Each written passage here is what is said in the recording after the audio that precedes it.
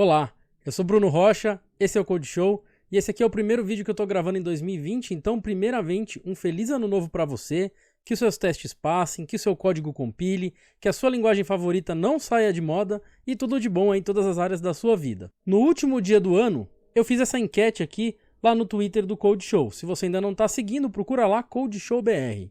E na enquete o pessoal respondeu aí quais são os temas que eles preferem aqui no canal. Então, eu decidi que eu vou utilizar essa enquete aqui como guia para preparar aqui e priorizar o conteúdo agora para o ano de 2020. Então, a gente vai ter bastante Python, vai ter aí a série de linguagem Rust, Flask e desenvolvimento web, que eu tenho uma série aqui chamada Flask Drops, que eu com certeza vou continuar e trazer o restante das dicas aí, e também a parte de ferramentas, ambiente e dicas gerais que vão aparecer aqui pelo canal. Eu tenho também uma meta agora para esse ano, que é conseguir fazer conteúdo 3 vezes por semana. Isso não é fácil, é bastante difícil, consome bastante do meu tempo, mas eu gostaria muito de conseguir preencher essas playlists trazendo conteúdo segunda, quarta e sexta. Eu ainda não consigo fazer isso, atualmente eu estou colocando um vídeo por semana e fazendo as lives aí toda sexta-feira. Tem uma galera que está participando lá no chat, é bem interessante acompanhar também as lives às sextas.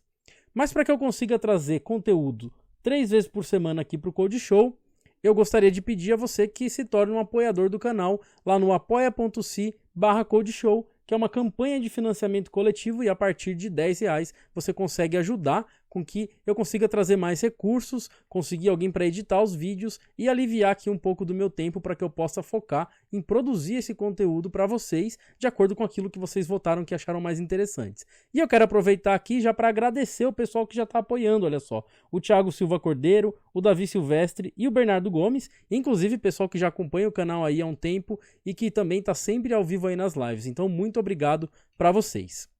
Hoje nesse vídeo eu vou falar sobre Python, que é uma linguagem aí que é conhecida como uma linguagem fácil, né, que tem foco em aprendizado fácil, tranquilo, e também uma linguagem que tem foco em legibilidade. E a linguagem Python, atualmente, é a linguagem mais popular e que ganhou aí o maior número de pessoas interessadas em aprender Python e desenvolver skills aí na linguagem, de acordo, inclusive, com o survey do Stack Overflow. E Python tem tudo isso porque é uma linguagem que dá muita liberdade para o desenvolvedor. Só que a gente tem que tomar cuidado com essa liberdade para a gente não extrapolar ela e acabar tendo problemas com isso. Então hoje eu vou falar especificamente sobre as coisas que você não deve fazer no seu projeto Python. Ao começar a desenvolver em Python, é muito comum que o desenvolvedor não se atente a seguir um guia de estilo da linguagem. E isso acontece porque muitas vezes a gente está focado em aprender as funcionalidades e deixa a parte de aprender o guia de estilos e os padrões para depois. Também acontece muito do desenvolvedor trazer para Python o estilo que estava acostumado em outra linguagem que já programava. E isso torna o código um pouco difícil de manter e inclusive um código que não é tão confortável para ler. Então é bom a gente lembrar que a gente passa mais tempo lendo código do que escrevendo. E também que as pessoas são muito mais importantes do que a tecnologia. Então em Python escrever um código que é legível, que é fácil de ser mantido e que toda a comunidade consiga entender e sentir um certo conforto a ler o código é uma coisa muito importante de se fazer. Nesse exemplo aqui do lado, a gente tem um código que ele funciona, né, mas ele não é um código que a gente chama de Pythonico. Os problemas desse código aqui, por exemplo, é uma função ali que está sendo nomeada com o uso de camel case. É também o fato das variáveis ali, dos argumentos que ela recebe, terem o prefixo do tipo de dado, uma coisa que não é comum na linguagem Python. E também não tem o correto espaço entre os operadores ali, tanto da vírgula e também do operador de mais no return da função. Um outro problema desse código é que ele usa apenas 2 espaços para fazer indentação, e essa não é a maneira preferida.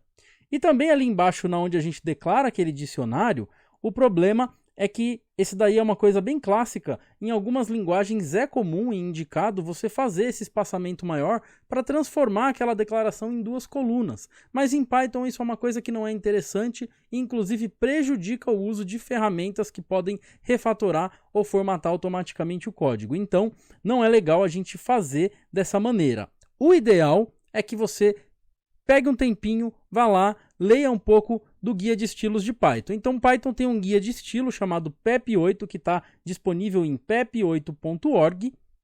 E nesse guia de estilo você tem todas essas regrinhas ali, quais são as maneiras preferidas para escrever o código em Python. É claro que você não precisa seguir 100% se você não quiser. PEP8 é uma recomendação, não é uma lei. Inclusive grandes empresas como Google, Dropbox, eles não seguem à risca o PEP8, mas eles criaram estilos próprios que são baseados no PEP8. E também existem ferramentas que podem automatizar esse processo para você. Você roda ali uma ferramenta como o AutoPEP8 ou o Black e ele formata o código dentro desse padrão para você automaticamente. Então, nesse exemplo modificado, a gente tem agora a função nomeada utilizando snake case, né? Tudo em minúsculo e com uso de underline. A gente tem os argumentos ali sem precisar do prefixo de tipo. A gente tem um texto que vai no header da função que a gente chama de docstring, onde a gente explica qual é o objetivo ali daquela função. E a gente tem um return ali com o espaçamento correto entre os operadores, né? No caso ali, o operador de adição. E ali na declaração do dicionário a gente também não está mais tentando fazer colunas, porque não é comum. E a gente está utilizando um dicionário literal ao invés de chamar a função dict, que também é algo que pode influenciar na performance aí do código. Então, a dica é que você siga aí o guia de estilo, se atente a isso. E se você quiser tornar o seu código ainda mais inclusivo e ainda mais fácil de manter, junta o uso da PEP8 com o uso de Type Annotations, tá? É uma coisa que não vai influenciar na funcionalidade do seu código, mas vai ajudar você a ler, entender o que o código está fazendo e vai ajudar ferramentas como o seu próprio editor a te dar dicas melhores na hora que você estiver programando. Então, nesse outro exemplo aqui, você vê que a função ganhou aqui, além do nome do argumento, ela ganhou qual que é o tipo daquele argumento, inclusive qual é o tipo de retorno. E aqui embaixo na declaração do dicionário, a gente usou um mapping e colocou o tipo da chave e o tipo do valor que esse dicionário tem. Então também é uma dica, obviamente que o Type Annotations, ele é uma coisa opcional no Python, mas que é muito indicado se você quiser tornar o seu código mais fácil de manter e mais legível. Como eu já falei no início do vídeo, Python tem muitas facilidades, e uma delas se dá quando a gente quer manipular arquivos. Para abrir um arquivo em Python é muito fácil, a gente pode usar a função open, passar o caminho onde aquele arquivo está gravado e então fazer qualquer tipo de manipulação que a gente precisar.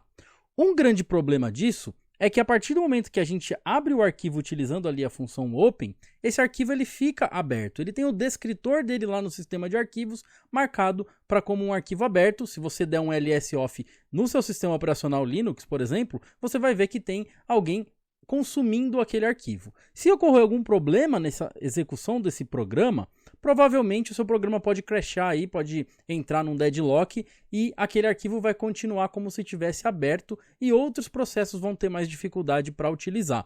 Inclusive, se você estiver trabalhando com dados muito grandes, você pode até corromper o arquivo. Então, o ideal é que você faça o fechamento explícito dos arquivos que você abrir. Então você vai abrir o arquivo, vai fazer o que você precisa fazer com ele e ali no final você vai chamar aquele método .close ali do arquivo para você fechar ele. Como essa daqui é uma operação muito comum em Python, que a gente quase sempre tem que fazer, Python já traz uma construção interessante que é o gerenciador de contexto. Então, ao invés de você ter que ficar chamando ali o método close, você simplesmente usa a palavra-chave with e aí com a palavra-chave with você abre o arquivo normalmente e dentro do Context Manager ele tem uma inteligência para chamar, na hora que esse bloco sair do contexto, ele vai chamar ali um método chamado exit, de saída, e ele vai tratar de fechar para você o arquivo. Então sempre que você for trabalhar com manipulação de arquivos de qualquer tipo em Python, prefira utilizar o with para abrir um gerenciador de contexto. Dentro desse contexto aqui você vai trabalhar normalmente com o arquivo e a hora que esse bloco sair do escopo, o gerenciador de contexto ele vai tomar conta para você do fechamento daquele arquivo. E gerenciador de contexto é uma coisa muito legal em Python. Você pode criar os seus próprios gerenciadores de contexto e ter essa questão de você finalizar processos automatizados.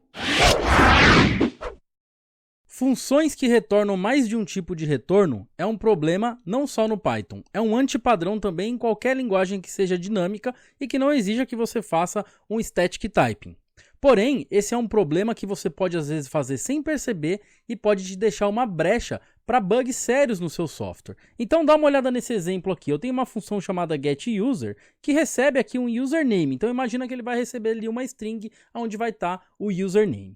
E aqui, onde eu tenho users igual a classe user, eu estou criando uma instância aí de um modelo de dados que eu chamei de user. Repare que ela está com um U maiúsculo aqui, com camel case, porque em Python a gente nomeia as classes dessa maneira. Então, só de olhar eu já sei que isso daqui é uma classe. Então, eu crio essa instância e faço um select. Então, vamos assumir aqui que isso daqui está indo até o banco de dados e verificando se existe um usuário com aquele username específico.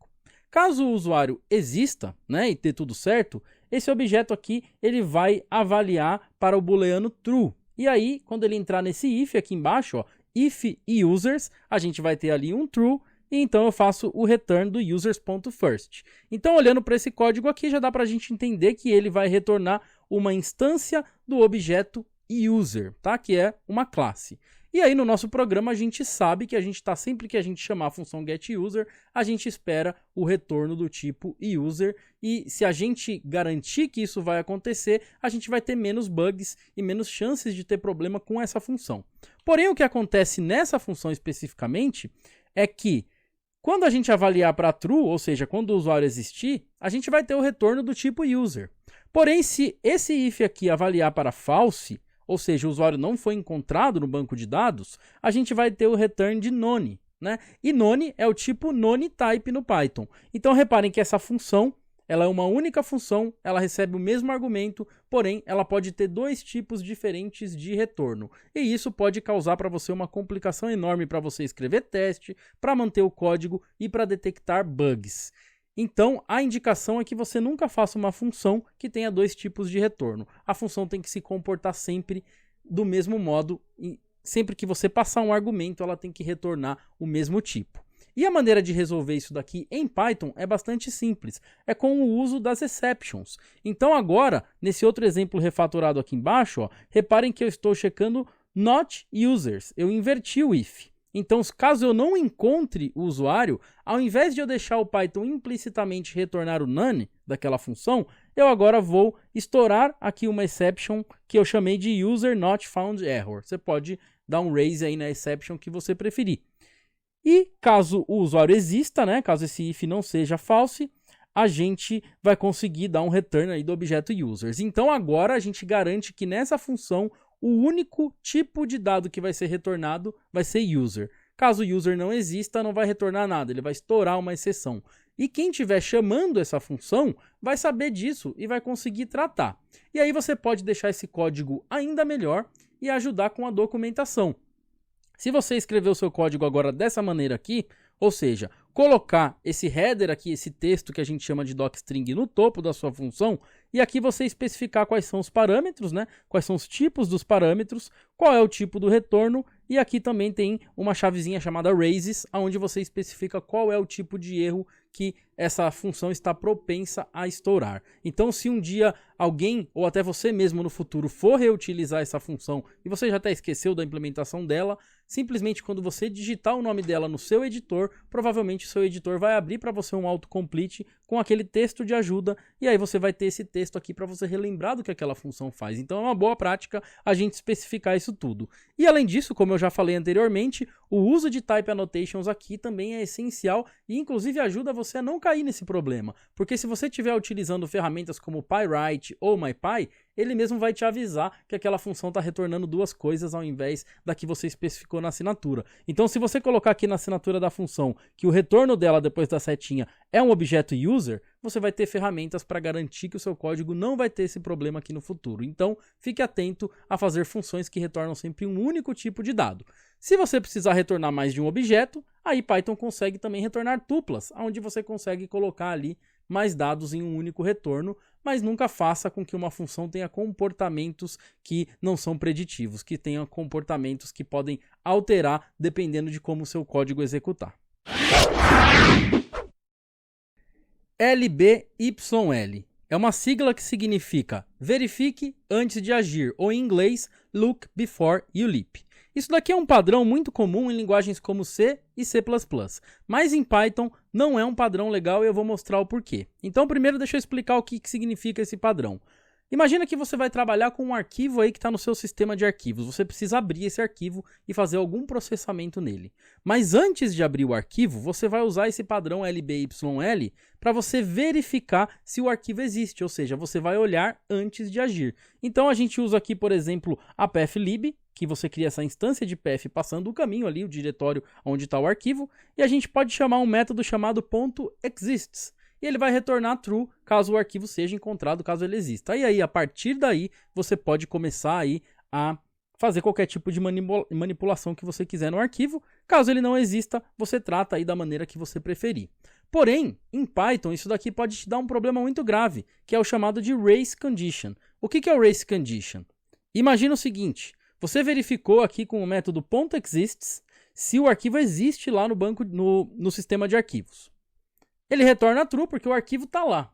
Só que aí naquele exato milissegundo depois de você verificar, vem um outro processo do sistema operacional e deleta aquele arquivo. O que vai acontecer depois na hora que você tentar abrir aquele arquivo? Ele vai estourar para você uma exceção aí chamada de File Not Found Error. Então isso pode acontecer e não tem como você controlar. É uma coisa que pode eventualmente acontecer naquele microsegundo ali depois que você verificou se o arquivo existia. Então, para evitar que isso aconteça, em Python a gente prefere adotar um outro padrão, que se chama EAFP, que é a sigla para Easy to Ask Forgiveness Than Permission, que em português seria, é melhor pedir perdão do que permissão. É engraçado, mas é muito interessante esse padrão em Python, e você vai ver isso em grandes projetos. Na maioria dos projetos em Python, a gente vai dar preferência para fazer isso. E ele consiste em fazer o quê? Você não vai lá verificar se o arquivo existe no banco de dados. Você simplesmente vai tentar fazer a operação que você precisa fazer com aquele arquivo. E caso ele estoure a exceção File Not Found Error, você vai tratar a exceção. Então você economiza inclusive o overhead de uma operação a mais e a gente diminuiu o nosso código, a complexidade dele para uma operação apenas. Então eu faço um try, tento abrir o arquivo, se tudo der certo eu vou conseguir, a operação vai ser executada. Caso dê um problema aqui, estoure a exceção File Not Found Error, eu especifiquei ela aqui no meu except e aí sim eu faço o tratamento que eu precisar. Então, esse daqui é um padrão comum e sim, em Python, blocos try except são usados para controle de fluxo, inclusive são recomendados. Então, sempre que você se pegar nessa questão, por exemplo, de abrir um dicionário e verificar se uma chave existe antes de você utilizar, lembra desse padrão aqui, EAFP, e simplesmente vai lá, tenta usar aquela chave, se ela der um key error, você trata e por aí vai. Então sempre lembre que em Python não é comum a gente verificar as coisas antes de fazer. A gente vai lá e faz, se der errado, a gente pede perdão. Para finalizar, a gente tem aqui uma das piores coisas que você pode fazer no seu código Python, que é silenciar todas as exceções. Então dá uma olhada nesse código simplesinho aqui, que parece um código inocente. A gente, dentro de um bloco try, a gente está tentando chamar uma função ali chamada doSomething. Se por acaso acontecer um erro dentro da doSomething, se ela estourar uma exceção, que nem aquela que a gente fez lá na função de getUsers, o que vai acontecer nesse código? Ele vai dar um except, ele vai capturar aquela exceção e ele simplesmente não vai fazer nada, ele vai ignorar e continuar a execução do programa aí com a utilização da palavra pass. Então esse aqui é o pior antipadrão que você pode facilmente fazer no Python e quem está começando às vezes faz sem perceber. E é uma coisa que você tem que ficar atento, porque o ideal é que a gente, sempre que a gente quiser realmente silenciar uma exceção, a gente faça isso explicitamente. Então nesse outro exemplo agora refatorado, ó, o código é parecido, porém aqui no meu bloco except, eu não estou mais fazendo um except aberto para capturar todas as exceções. Eu estou capturando somente a exceção específica que eu quiser. Então eu posso colocar blocos except aqui para todo tipo de exceção e para cada uma delas eu tenho um tratamento diferente. Ou então, se eu quiser silenciar uma exceção, é uma coisa que você pode fazer no Python, inclusive está lá no Zen do Python que as exceções elas podem existir desde que elas sejam explicitamente silenciadas. Então, a gente tem aqui um silenciamento de uma exceção, mas ela é explícita. Porém, é um pouco feio, né, a gente olhar para um código e ver o uso dessa palavra-chave pass, que significa simplesmente faça nada. E pensando nisso, no Python 3, os desenvolvedores do Python trouxeram uma nova funcionalidade que faz com que o código fique ainda mais bonito, que é o uso de gerenciador de contexto, que inclusive eu já mencionei. E com o gerenciador de contexto que está na context_lib, chamado suppress, de suprimir, agora a gente consegue fazer a mesma coisa que esse código aqui de cima fazia, com uma sintaxe um pouco mais confortável. Então, quando a gente coloca o código dentro desse context manager chamado suppress, e a gente passa uma exceção que a gente quer suprimir, ou até uma lista de várias exceções, o que vai acontecer? O código que rodar dentro desse bloco aqui simplesmente vai ignorar caso alguma daquelas exceções aconteçam. É como se fosse o pass, mas a gente está explicitamente falando que naquele bloco a gente está permitindo que aquele erro aconteça e se acontecer um erro de outro tipo, ele vai estourar da mesma forma. Então, toda vez que você se pegar silenciando uma exceção em Python, lembra que no Python 3 tem o context_lib.suppress e o seu código vai ficar mais bonito e mais fácil de manter, que no final das contas é o nosso objetivo, porque a gente vai passar mais tempo lendo o código do que escrevendo. Bom, pessoal, existem muitos outros antipadrões em Python, mas eu vou deixar isso para outro vídeo para que esse daqui não fique muito longo. Então, eu quero primeiramente agradecer você por ter assistido até o final, por ter se inscrito aqui no canal. Se não tiver inscrito, por favor, se inscreve agora, já deixa o seu like. E se você tiver uma sugestão ou um comentário, coloca aqui embaixo se você sabe de algum antipadrão que eu esqueci de falar aqui. Vamos interagir aqui através dos comentários. E eu vejo vocês no próximo vídeo. E não se esqueça que nas sextas-feiras aqui no canal tem live, geralmente às 5 da tarde. Quando eu não puder fazer a live, eu vou avisar vocês pelo Twitter. Então aproveita e segue o Code Show também nas outras redes sociais. Aqui do lado tem todas as redes sociais do Projeto Code Show: YouTube, Twitter, Instagram, Facebook. E também tem o podcast que está lá no anchor.fm/codeshow, aonde o conteúdo que vem aqui para o canal também é feito em formato de áudio para quem prefere ouvir do que assistir. E também lembre-se da nossa campanha aí de financiamento coletivo lá no Apoia-se. Então, mais uma vez, valeu, muito obrigado e até o próximo vídeo.